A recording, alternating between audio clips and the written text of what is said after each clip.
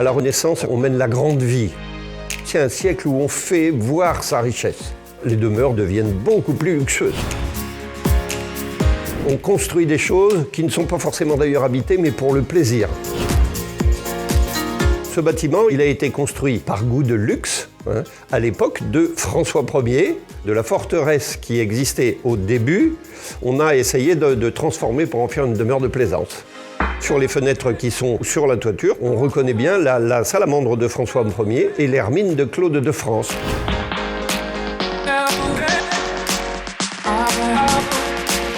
Ce qui a été assez réussi dans ce château, c'est justement le mélange des styles pour arriver à faire un bâtiment qui est assez harmonieux finalement, puisqu'on a quand même 4 époques qui sont mélangées. Entre la tour du XVe siècle et notamment l'extrême droite où vous avez le XVIIIe siècle qui est beaucoup moins orné et beaucoup moins sculpté que les choses qu'on faisait à la Renaissance.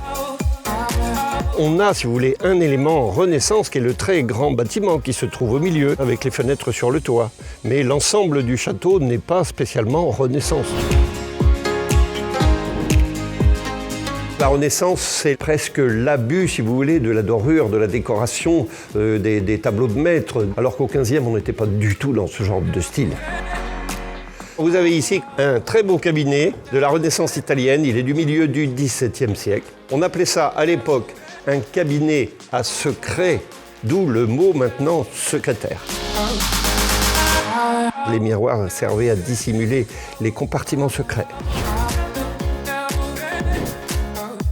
Les pièces de réception, le grand salon et la salle à manger, ont été installées au 2e étage, alors qu'en général, dans les châteaux d'apparat, c'est plutôt au 1er étage qu'on faisait ce genre d'installation. Là, on ne s'explique pas d'ailleurs très bien le fait que ça ait été installé au 2e. Mais bon, ici, c'est comme ça.